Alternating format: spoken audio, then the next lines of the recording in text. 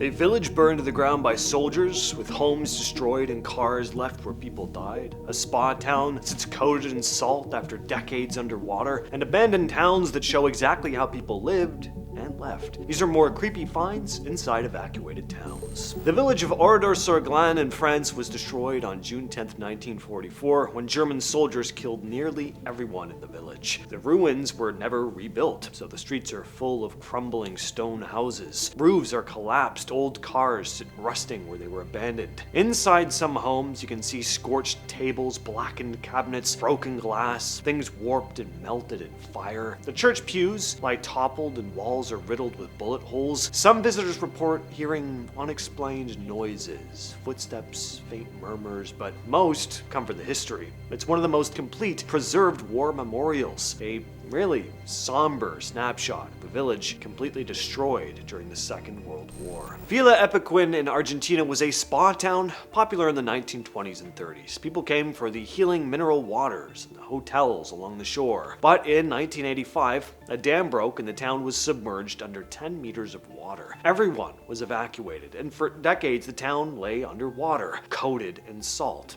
When the waters finally receded in the early 2000s, the remains started showing up. Now streets are cracked and lined with walls crusted with thick white salt. Hotel balconies jut out of the ground. Rusted vehicles sit at odd angles in the roads. Churches, shops, and houses are hollowed out. Doors and windows warped by years underwater. Salt has preserved the ruins in a strange way. Cement, wood, and metal are pretty brittle, often just flaking when touched. Even small details like a rusted bed frame or a broken sign are coated in a crust so thick it catches the sunlight like crystal.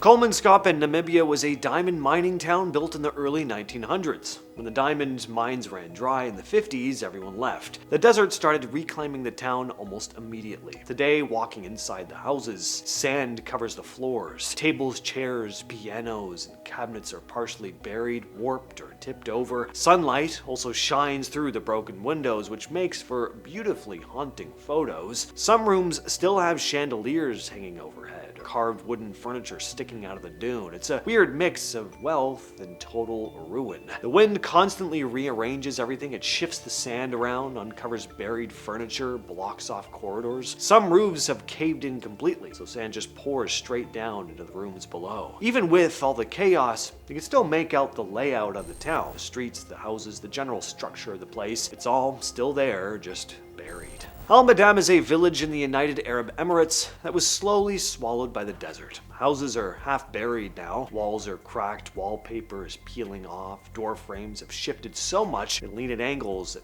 they were never meant to. Some roofs are just gone completely. Wooden beams stick up through sand-covered floors, and in the old schoolhouses, the benches are knocked over with faint chalk marks still on the walls. Some areas are so packed with sand that you can't really get through. Random objects are scattered everywhere. Pottery shards and old tools, pieces of wooden furniture poking out of the dunes. Metal fragments and broken doors are all rusted and coated in dust. Guides also tell stories about travelers seeing shadows between dunes or hearing footsteps in empty buildings. Wycliffe Well was a small roadside stop in Australia along the Stewart Highway. It got a reputation in the 60s and 70s for UFO sightings, which brought in enough curious travelers to keep the caravan parks and petrol stations running for a while. When those businesses shut down in recent years, though, the town basically emptied out. Now the buildings are all sitting empty. Counters tipped over, shelves hanging off walls, old signage peeling from the heat and wind. Inside the roadhouses and small shops, broken kitchen equipment and old cash boxes are still sitting around. The guest rooms in the caravan park have torn mattresses,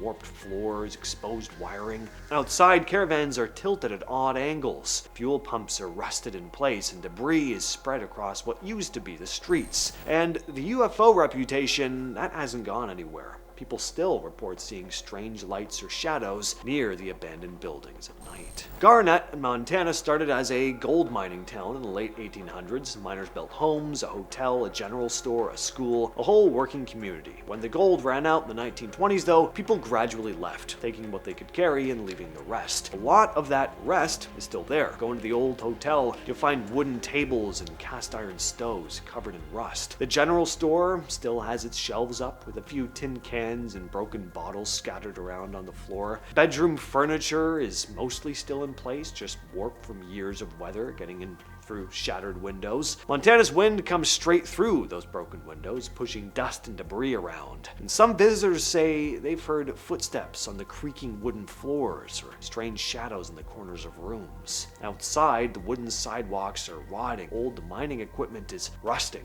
all over the place. Wheelbarrows, mine carts, all of it sinking into the ground.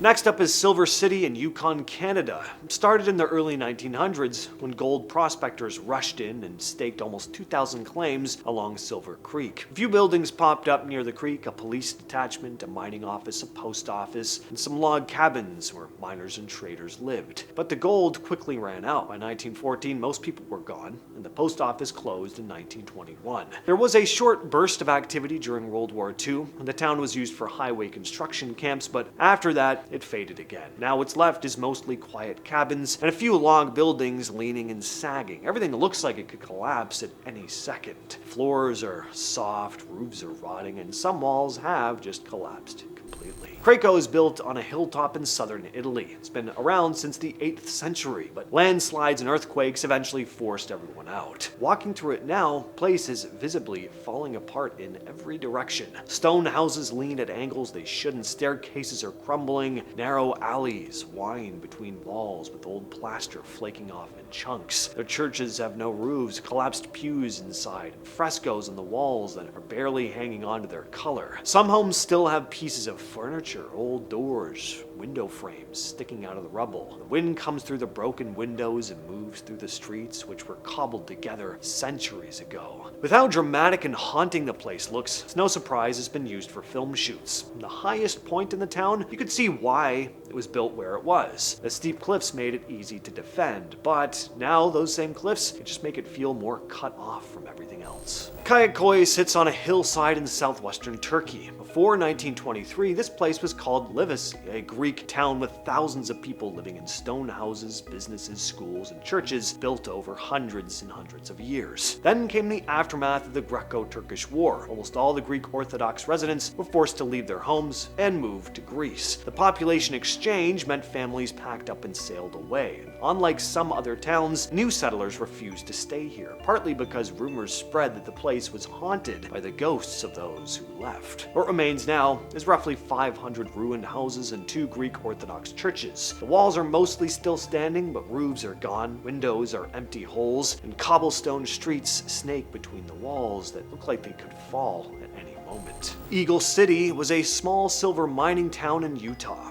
founded in the late 1800s when miners rushed in after ore was discovered nearby. It never became a big city, just a cluster of cabins, a few businesses, a hotel, and some workshops to support the miners and their families. For a short while, it had a functioning community. The general store stocked basics, miners worked long hours in shafts, and the occasional social event or saloon kept things relatively lively, but the ore veins were shallow. The mines quickly started producing less than needed. By 1911, the town's mill burned down. Without that, mining became nearly impossible, and most miners left to find work in other places. The remaining townsfolk drifted away gradually, leaving behind furniture, tools, and personal belongings in some cabins. One man, Frank Lawler, stayed behind for decades, reportedly searching for this legendary lost gold vein that no one else could find. He eventually left too, and Eagle City was finally left completely empty.